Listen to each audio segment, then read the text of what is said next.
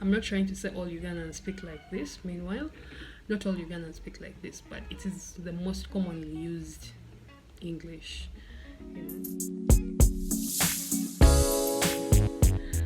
Hi guys, welcome back to my channel. If you're new here, thank you so much for stopping by. Please consider subscribing to the channel so that you become a part of this small family. And if you're an old subscriber, thank you so much for coming back. Well, today I'll be talking about UGLISH. You know, the other day I was talking to a friend of mine, and I realized we use a lot of UGLISH and we don't even realize we are using UGLISH. So for you who has never heard of the word UGLISH, I'll let you know what UGLISH is. Well, UGLISH is Ugandan English, spoken in direct, in most cases in direct translation to our local dialect, you know. So it's very common when you're in Uganda to hear people speak English, but for a typical English speaker, I don't know if that's the right way to say it, you may find it a little odd and weird, like, and confusing at the same time, like, what is this person saying? So very common. It's a sentence that a lot of people that come to Uganda for the first time, or who have for a lot of people who have never heard of it before, always get confused, like, what is this person talking about and stuff like that. So my first sentence would be, yo, you're lost. When a Ugandan tells you you're lost, it's not really because they are insulting you or they think you're lost, you know. You're lost in Ugandan terms, or in UGLISH, is a way of saying, hey, I haven't seen you in a long time, where have you been?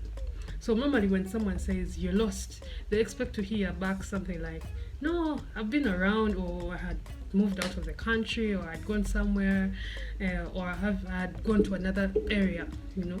So you're lost is not an insult. Like, someone once told me they felt very offended when a Ugandan walked up to them and said, yo, you are lost, you know. So you're lost it shouldn't be an insult. It shouldn't feel like an insult.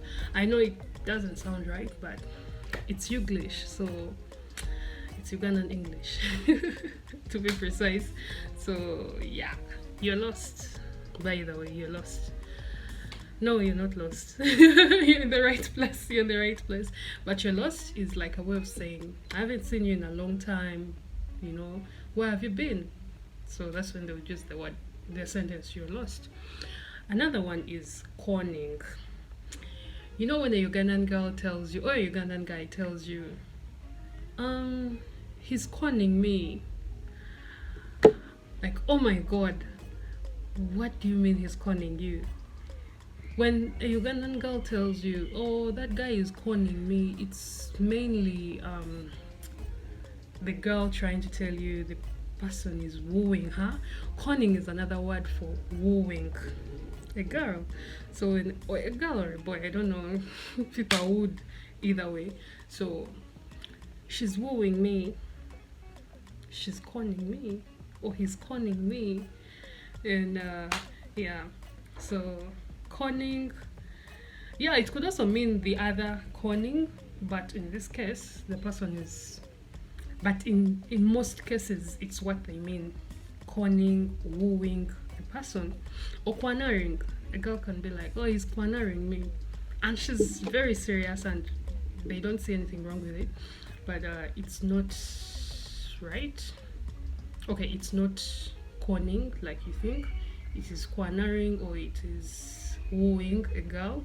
So when a girl asks you, are you conning me, they are most likely asking if you're wooing them, you know. It's pretty interesting, right? Okay, another one is the toother. The toother is, you know, like when a part of your personal belonging is taken away from you. In this case, a tooth is taken away from you. The person taking it away is a detuther. So when a girl is trying to take away your money, you may not necessarily say she's stealing from me or she's taking away my money. She becomes a detuther. She's detoothing you. She is taking away something that belongs to you. She's taking it for herself. So that is detoothing. Another one is blesser. A blesser is a person who gives, gives mullah, ching ching, money. So a blesser is someone who gives money to people, in most cases to girls. So when girls say, oh, he's my blesser, in most cases she's saying he gives me money, he blesses me with money, so he's my blesser. Another one is the word bounced. Yep, bounced. You'll hear a lot of this when you speak with someone in Uganda. To bounce is not to like bounce, you get? To bounce is like to, let me use it in a sentence. I came to your house and I bounced. Loosely, I would translate that as I came to your house, I didn't find you there, so I went back. See, I came to your house and I bounced. I didn't find you there, so I had to leave without seeing you. So to bounce is like to not be able to meet someone or see someone. You bounced, So have you ever been bounced? Have you ever bounced? Have you ever bounced on someone? Have you ever been bounced? Leave a comment down below. I would love to know. I would love to know. This UGLISH it's quite interesting. For someone who might hear it for the first time, they might go like, what did she say? What does that mean? Or what did they say? What do they mean? But it's actually pretty interesting, and if you observe furthermore, it's very easy to understand. I came to your house and I bounced, And then another word is now. When a Ugandan says now, it is urgency, like now.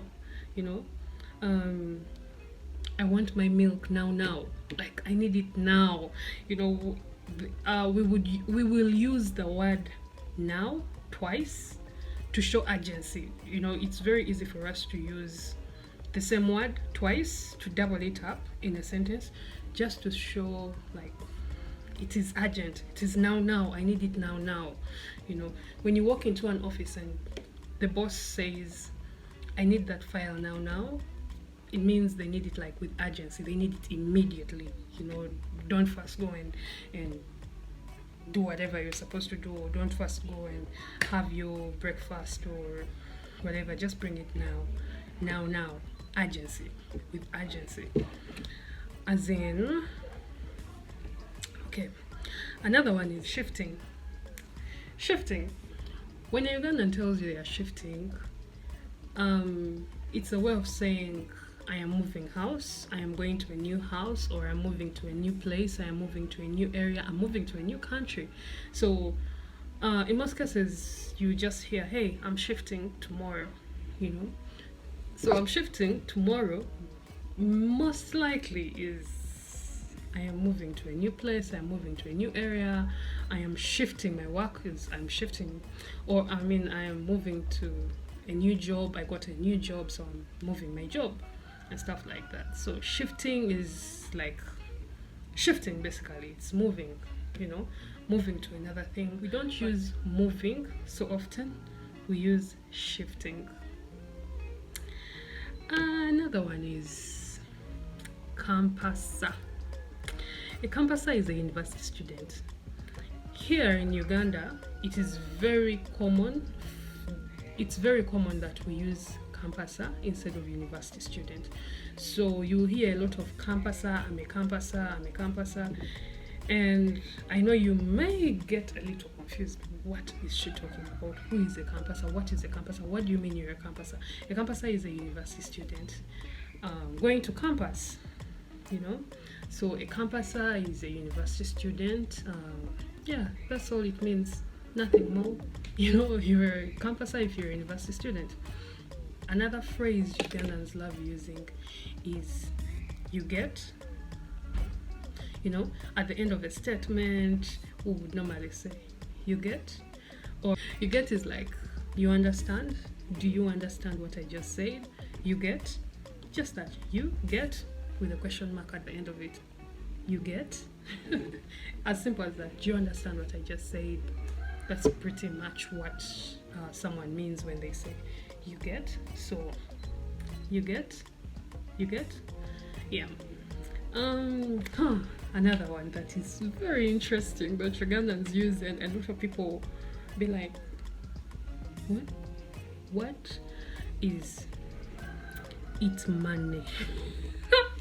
Ugandans love to eat money. So we don't like eat money like literally, like pick our money and eat it, open your purse, I'm hungry, let me eat my money. No, eat money is like a phrase for enjoy, you know, enjoy the money you have worked for. Go out, you know, basically it's like enjoying your money. So eating money is not literally una pesa. You know, it's like you're just enjoying your money. You've worked hard for the money, so you deserve to eat your money at the end of the day. So yeah, Ugandans love to eat money. Meanwhile, Ugandans love to eat money. We work hard, but we also love to eat hard. We love to eat our money hard. Okay. Another thing is that when you're new in Uganda, you're going to notice a lot of people using a certain brand name for almost every product that, you know, for almost every product. For example, Blue Band, any kind of margarine or, you know, bread spread. If you went to a shop, especially the local shops, and you asked for Blue Band, chances are they're going to give, and you asked for a bread spread, they will not know unless you ask for Blue Band, you know. So when you ask for Blue Band and the person doesn't have that specific brand, Blue Band, there's a high chance they will give you another kind of margarine or another kind of bread spread. Why? Almost every bread spread is Blue Band, you know. So Blue Band has made a mark, so almost everything we will call, almost every bread spread is Blue Band, you know. So put that in mind always. Another one is jik. When you need bleach, you know, bleach, there are so many brands on the market, but when you go to a shop and you ask for, if you ask for jik, chances are they will also give you any other kind of bleach. You get? So because jik is like the name, the brand name that everyone is well accustomed with, it becomes very easy for someone to give you jik for any bleach. Basically any bleach is jik. Another one is omo. Powder, detergent of any sort, of any other brand, chances are you'll hear a lot of omo.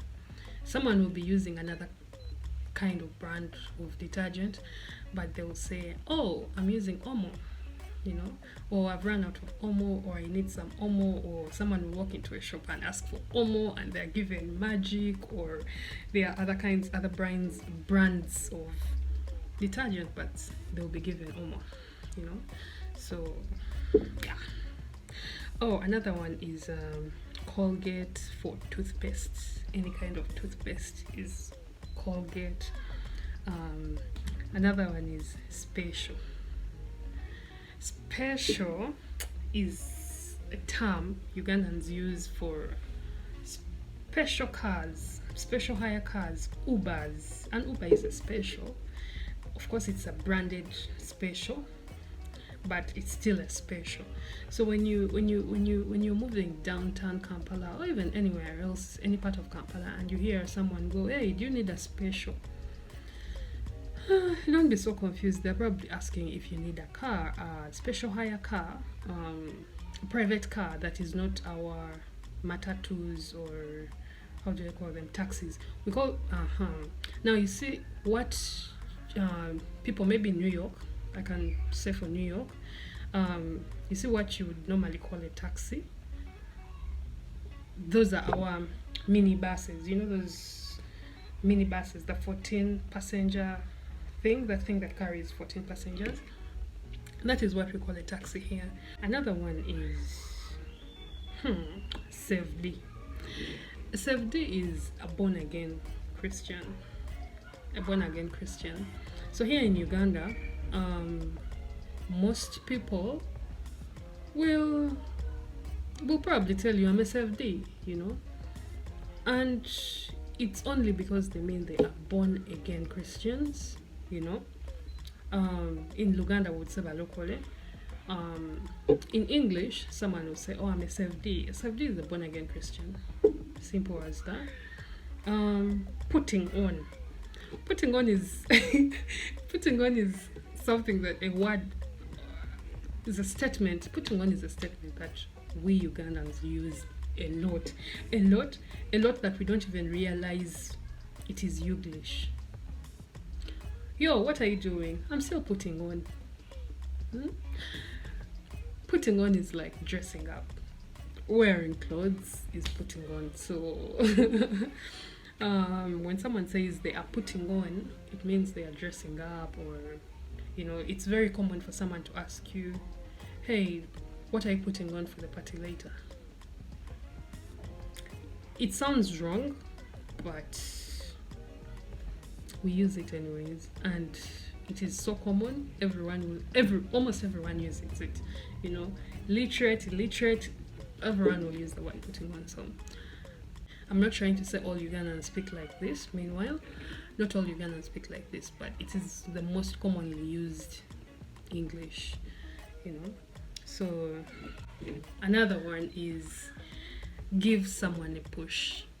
To give someone a push is to escort someone. So another how I would use it in a sentence is, I would say, "Hey, do you mind giving me a push?" Please don't push me when I say give me a push. Don't push someone, like literally push when they say give me a push. Give me a push is like escort me, you know, like, "Would you mind escorting me?" You know, "Hey, do you mind giving me a push?"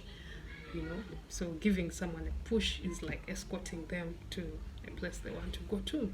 Another one is night dancer. In Uganda, when someone says someone is a night dancer, when someone calls you a night dancer, don't be so excited. Oh, she thinks I like to dance in the night, go out and party and dance in the night.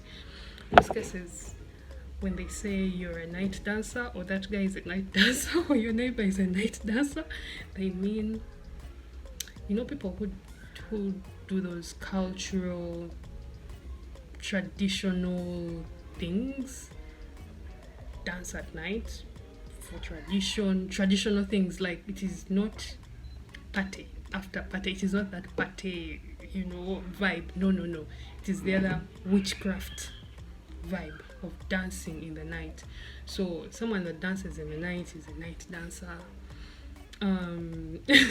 Like, literally, you're a night dancer. If someone says, "Yo, your neighbor is a night dancer," be worried, be scared a bit, because it's not a very nice thing. UG. You hear a lot of UG. I mean, UG is like short for Uganda. We use it a lot when you don't want to say Uganda, the whole of Uganda. We just say UG. In this case, when someone says, "Yo, I feel like a UG," or "What will you drink?" Maybe you walk into a bar and someone says, "What will you drink?" The person next to you goes, "UG." No, they don't want to drink Uganda. They want to drink Uganda Waraji. Uganda Waraji is I don't know if it's a gene, Uganda orange. I don't know if it is a gene. It must be a spirit. I think Uganda orange is a spirit. Alcoholic. It's an alcoholic drink made in Uganda. It's an alcoholic drink made in Uganda. And then when a Ugandan says gum,